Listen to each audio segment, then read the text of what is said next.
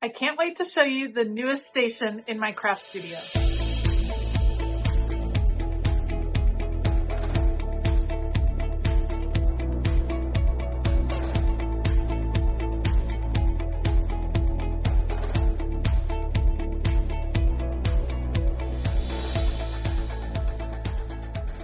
Hey y'all, I'm Elisa, the Scrappy Wife behind ScrappyWife.com, and I want to give you kind of a mini tour of a new station that I've put together in my craft studio. It is a junk journal station, and I could not be more excited. I am pumped, and I want to talk to you a little bit about why I put this together, what the reasoning behind it was, and then give you a little tour of my new hobby. All right, let's go. All right, friends, here is my junk journal station. As you can see right here, it is located right next to my craft desk. So it is what I can see very easily. I can reach all of these supplies really easily. I don't have to go hunting or gathering. It's all of what I'm considering my junk journaling supplies pulled into one place, which makes me super, super happy. It looks beautiful. So that in and of itself is exciting and fun. And the access is really, really important to me. So I thought I'd take a second and we're going to kind of go through and I'll talk about what is in all of these shelves and why I've gathered them together. Okay, let me first just talk about the actual shelving units. These are from Amazon, and why I love these particular units is that they are very shallow. So this area in between my desk and the wall is just not very wide. And so a full-on bookshelf, like a Billy bookcase, would have come out too far and really cut off that walkway. But these are very shallow and they were the appropriate depth for what I needed in this space and what I wanted to store in this space. So I will link these down below. The taller one was left over from my daughter's old bedroom in Virginia. So that piece I already had. And then I added this one next to it. This used to be where I stored 12 by 12 paper in the shoe storage system. That ended up not working well for me. I didn't like that my 12 by 12 paper was kind of separated into different parts of my room. So I reorganized that. I do have a video on that where all the 12 by 12 paper was relocated. And then I ended up putting together this junk journal area.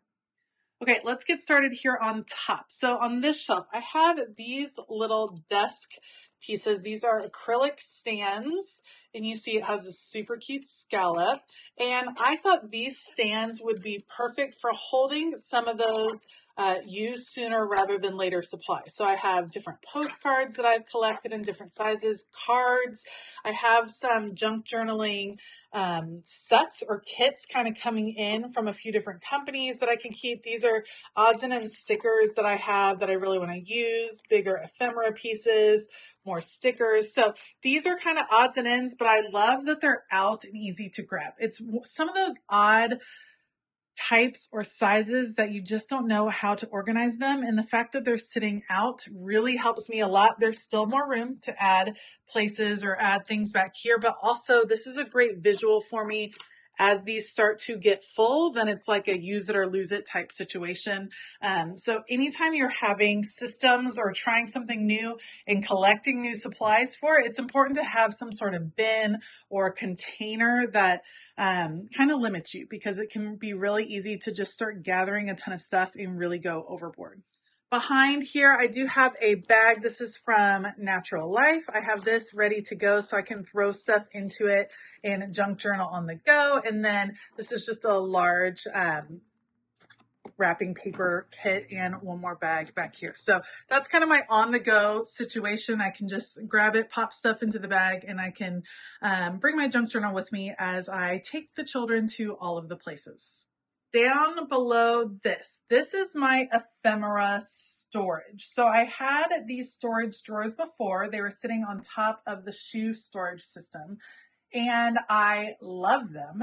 They're really helpful. They are clear, which is wonderful, and they come out, which is wonderful. So I can find what I'm looking for, I can pull the whole drawer out very easily, bring it over to my desk, and then I can pop it back in. I do have a video of me organizing, reorganizing my ephemera. These are my collections. This is ephemera collections that go with scrapbooking kits that I have purchased in the past. I generally like to keep my ephemera with a kit until I've worked with it a bit, until I've gotten into it and used the whole set, and then I go ahead and separate it. So I have all of these drawers. These are actually from Daiso, which is a Japanese stationery store in this area. It's around the country in a few places.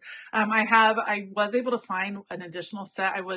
I had only had this section up to here, and I had this kind of hole, and I did run by a Daiso and find a new set, and so I was able to complete this right here. And these drawers are also from Daiso as well, and you can see this is a new set that hasn't even been opened, but it fits right here. So as I gain more ephemera, I can continue to fill. So what I love is that I have plenty of room here to add more. I love the organization. I love the access here. And as I am junk journaling, I can just pull these out. I also use these for lots of other projects besides junk journaling, and ephemera is one of my favorite things ever. So it's really helpful to have it right here, right next to me. Okay, as we go down, this is when we really start getting into some fun junk journaling bits and pieces. These are some random quotes, ephemera, pockets. I just have lots of little bins of things that I can pull from. This is PET tape. This is kind of extra PET tape that I've pulled off of some different rolls. My goal is to do some junk journaling where I just pull some of these and kind of use them in a random way, like not aiming for a specific category or theme, but just using up all of those little stickers. I have these bins. I think these are from the Home Edit, and they stack really nicely. Over here, we have vinyl stickers and more vinyl stickers, little library cards, which are wonderful for journaling and adding in. It's great to have just all the different pieces. And I love collecting. Am I the only one? I love collecting these vinyl stickers like everywhere I go.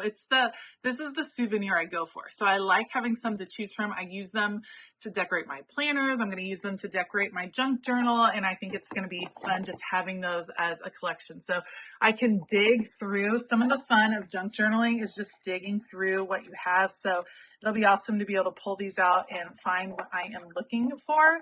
And some of them I relocated from other areas in my craft room. This is another supply that was kind of scattered into some different areas. So it's nice to have it right here. Then over here, this was actually an empty bin right now. It has one paper pad in it that I recently purchased from Elizabeth Crafts Designs that has a junk journal feel to it. So I did pop it over here, but really this is mostly empty, ready to expand should I need it. This is the collage section. So these are old magazines, and I'd love to pick up some new magazines to kind of go through and cut out pictures, cut out quotes, cut out all kinds of things. So I have them to pull from. And then this tin actually already has pieces that I've cut out from magazines. Just when I sit down and cut out things that I like, not necessarily for a specific project, but just cool images, then I can just collect them in here and go through it later. So that makes that super easy. And then we have these two. This is all papers, just books, book pages and papers, wrapping papers, just little bits and pieces that I think are pretty. So I keep them and collect them, which is so fun. And then this is all napkins and tissue paper, because I keep those separate because you can use Mod Podge and put them on in a different way. And these are just really easy. I think these are probably these might be Home Edit or the Bright Room collection from Target. But I love that, again, it's a limited space, a bin, a container. You can see this one is super full. It's time to go through and like use some of them before I keep cramming more things in here. But the fact that it limits me, especially with something like junk journaling, where you can collect more junk than you have ever imagined, this helps limit me because I'm someone that will just keep going and going and going and collecting and collecting and collecting. So I need to set those boundaries for myself. And again, the whole idea was that I can pull things easily, bring it to my desk, and then put it back easily, so that it's not a hassle to gather my supplies. Okay, coming over here, I have this bin. This is from Home Goods, I think, probably. And this is just my 6x8 and small paper pads. I don't use those hardly ever. And I was considering just getting rid of all of them, but as I'm getting into junk journaling, I figured that paper might be helpful as opposed to pulling out 12x12 paper.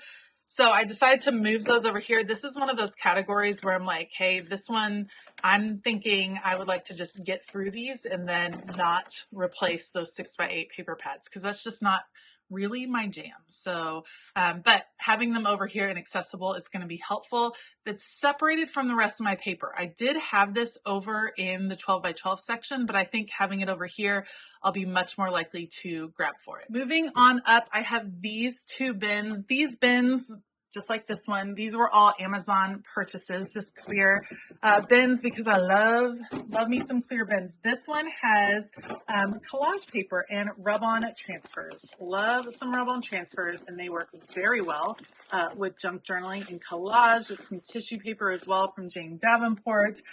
This kind of bleeds into art journaling a bit, but I kept it over here just because I'm not really limiting myself when it comes to junk journaling. If it ends up feeling more like art journaling, totally fine. So that is over here, nice and contained. Then we start to get into what I'm calling the randomness. So these are extra cards, collage pieces, tags, just random things that I've loved and picked up over the years that I would love to incorporate. Moving on up, we get into slightly more randomness. We have a set of acrylic drawers. These are things that I kind of don't want anymore, if I'm being totally honest. These are chipboard pieces from random collections that I've had for a really long time. Why did I bring them over here? Because again, we're working with a use it or lose it situation. Either I use them in my junk journaling because I don't use them with other things, or it might be time to say goodbye to them. So that little drawer set made its way over here. Then this little basket, this is for collecting the current junk. So these are the pieces that I am picking up and saving as people send me things, as I collect receipts and little bits of junk from different places. So I keep this. This is like the current junk situation. And then over here, we have some random sticker books that I generally don't use in my planners just because it's not the style I like in my planners, but I think I will probably find ways to use them in junk journaling on some theme pages. So I have that. I have this collage book and an Amy Tangerine book that has all the phrases, and I really love that book. So those are all stickers that I don't see myself using for planning, but I will probably be able to use in junk journaling. Okay, and then we have the junk journals themselves. This is my current junk journal from Yellow Paper House that I just got started with that I would like to use for 2026. I have a previous junk journal that I picked up in Seattle that I really like. I didn't get much of a dent into it, so this is also one I plan to add to. And then this is a beautiful junk journal planner that one of my Patreon members created for me that I didn't get to use a lot, but I'm excited to add to this year. And then we just have a few books. First of all, some vintage books that I may create junk journals out of or use for junk journaling. And then this is an old book, or I've had it for a few years, and it's an activity book. And this is one that I just pulled down because it's one I want to dive into a little bit. So love that. And then at the top of my station, one of my favorite pieces ever, this is my like vintage toolbox. I'm actually going to pull this over to my desk so I can open it up for you guys. This is a vintage toolbox I got, I don't know, somewhere. And it just contains all the randomness, all the fun, all the little bits and pieces. Again, this is something that I can just grab and bring over to my desk to create. It's got fabric pieces, stickers, chipboard, just lots of collections. This probably needs to be gone through and cleaned out, but right now having it messy kind of brings me, kind of is fun. So I think maybe I'll keep it messy for a little while longer until I work through it a bit more. and then we'll clean it out and add some fresh supplies to it. So that's it. That's my new junk journal station. Like I said, this little area looked different before. It had different pieces of furniture over here. But in an effort to reignite, restart, try something creatively new, I decided to reorganize, and I am so pumped and excited to dive into lots more junk journaling in 2026. I hope you enjoyed that little tour of my junk journal station, and I'm hoping that it inspired you. If you have a new creative hobby that you are diving into for 2026, to make space for it in your crafting area. Don't just keep pulling those supplies. If you are really passionate or really excited to try something, create a space, a zone for it in your craft room, and it's just going to ease the transition or ease the creating phase of putting together that new hobby. So I'm super excited. Let me know, what is your new hobby for 2026? What are you excited to dive into? And are you going to jump on the junk journaling bandwagon with me? I would love to hear about it. Thank you so much for joining me today. If you like this video, please give it a thumbs up. Consider hitting that subscribe button as well as the bell notification button. Like I said before, we took a deeper dive into organizing around your spark or your creativity over on Patreon. And if you're interested in finding out more about that, you can join us on one of the paid tiers over on Patreon. You can find out more at patreon.com/ScrappyWife. All right. I hope that you have a wonderful day. And as always, keep it creative.